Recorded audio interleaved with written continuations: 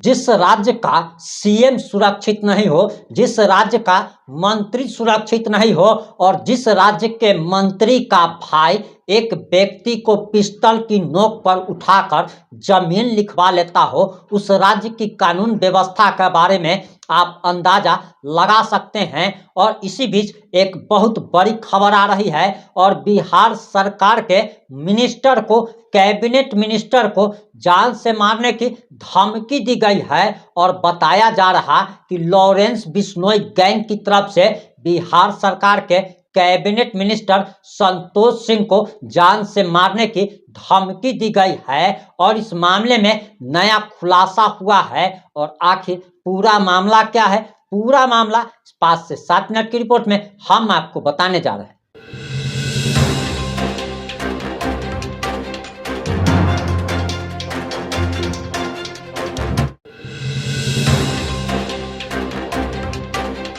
नमस्कार, मैं प्रिंस कुमार सिंह और आप देख रहे हैं पॉजिटिव इंडिया। अगर अभी तक आपने चैनल को सब्सक्राइब नहीं किया है तो खबरों से अपडेट रहने के लिए कृपया चैनल को सब्सक्राइब कर लीजिए और जो लोग ऑलरेडी कर चुके हैं उन तमाम लोग को सहृदय धन्यवाद। अब वापस आते हैं अपनी खबर पर और हम आपको खबर भी बताएंगे, लेकिन उससे पहले आज से पुरानी एक कहानी हम आपको बता दे रहे हैं। 1 मिनट में जरा ध्यान से सुन लीजिएगा। एक भिखमंगा जो है अकबर के दरबार में भीख मांगने जाता है।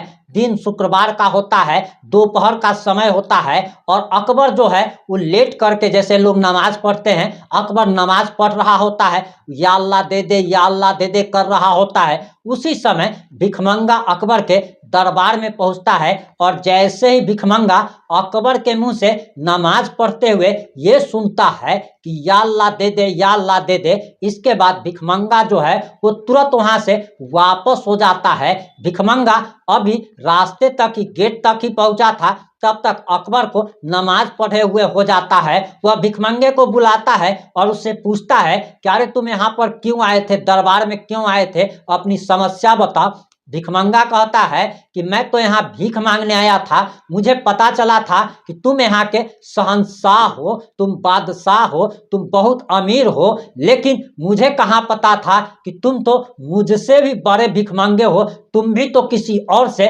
मांग रहे थे। यानी कहने का मतलब यह है कि एक भिखमंगा दूसरे भिखमंगा से भीख तक नहीं मांगता, क्योंकि उसे पता चल गया कि जैसा हम भिखमंगा है तो हमसे बड़ा कैटेगरी का ये भिखमंगा है। तो जरा सोचिए, ये उदाहरण मैंने कहानी आपको इसलिए सुनाई ताकि आपको पता चल सके कि जिस राज्य का सीएम सुरक्षित नहीं हो, जिस राज्य का कैबिनेट मिनिस्टर सुरक्षित नहीं हो, उस राज्य के आम जनता के सुरक्षा का आप अंदाजा लगा सकते हैं। की ओर से धमकी मिली है जान से मारने की, अगर 30 लाख नहीं देते हैं तो उसकी हत्या कर देंगे। देखिए, अभी एक जानकारी प्राप्त हुई है, थानाध्यक्ष को जैसे जानकारी प्राप्त हुई है कि उनको एक बुलाया जा रहा है कार्यालय में, तो फिर गए हैं जस्ट। तो उनको जानकारी ये मिली है कि उनको कोई कॉल आया है और कॉल आया, उसको रिसीव किए हैं, तो उस पर सब कुछ थ्रेटनिंग टाइप का कॉल है और कॉल में डिटेल्स क्या है उस पर हम लोगों ने उनके आवेदन प्राप्त हो रहे हैं। बाकी हम लोग आगे जो नंबर मिले हैं उस पर हम लोग आगे तकनीकी अनुसंधान प्रारंभ कर दिया है। बाकी उनका जो लिखित बयान प्राप्त होते हैं उसके आधार पर हम आगे कार्रवाई करेंगे। फिलहाल इसको हम लोग गंभीरता से लिए हैं, गंभीरता से लेकर आगे कार्रवाई कर रहे हैं। मंत्री जी ने बताया कि लॉरेंस बिश्नोई का नाम का उपयोग किया गया है।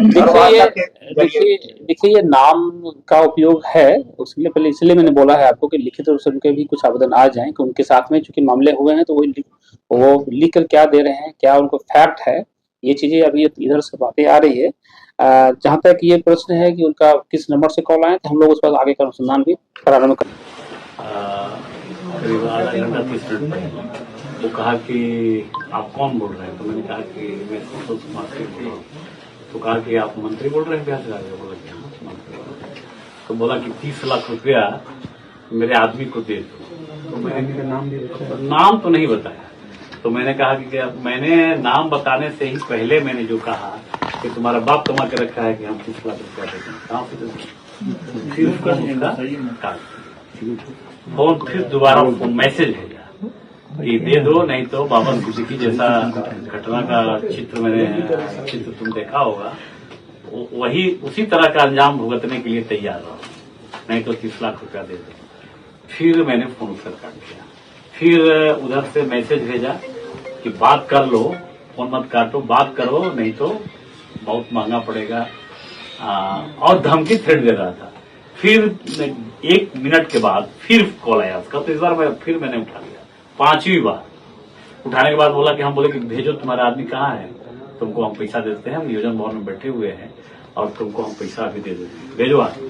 तब उधर से फिर स्कैनर भेजा, मैसेज किया और स्कैनर के साथ मैसेज किया कि इस स्कैनर पे 30 लाख रुपया पेमेंट करो, नहीं तो 24 घंटा के अंदर, और तुम्हारा गाड़ी नंबर 0011 है, तुम 4 भाई हो, तुम्हारा गाँव, सारा डिटेल उसने बताया।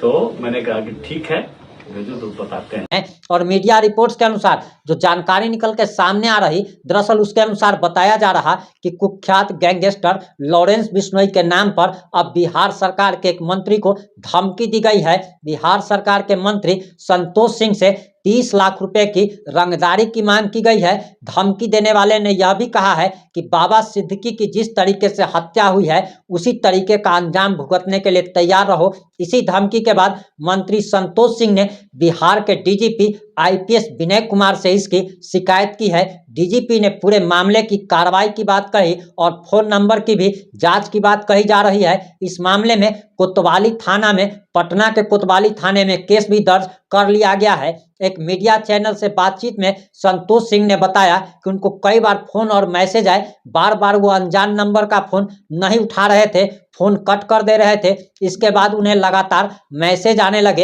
एक मैसेज में कहा गया कि सतर्क रहना, तुमको 24 घंटे के बाद पता चल जाएगा। संतोष सिंह ने बताया कि धमकी देने वाले ने उनकी निजी गाड़ी का नंबर भी बताया। इसके साथ ही साथ उसने यह भी कहा कि तुम चाहे डीजीपी से कह दो, लेकिन अगर पैसा नहीं मिला तो अंजाम भुगतने के लिए तैयार रहो। संतोष सिंह अभी बिहार सरकार में श्रम मंत्री हैं। संतोष सिंह ने यह भी कहा कि किसी की शरारत भी हो सकती है। मीडिया को उन्होंने बताया कि जिस नंबर से उन्हें लगातार फोन आ रहा है और धमकी देकर पैसे मांगे जा रहे हैं वह नंबर शायद यहाँ का नहीं है। उन्होंने कहा कि धमकी देने वाले की आवाज भी काफी अलग थी।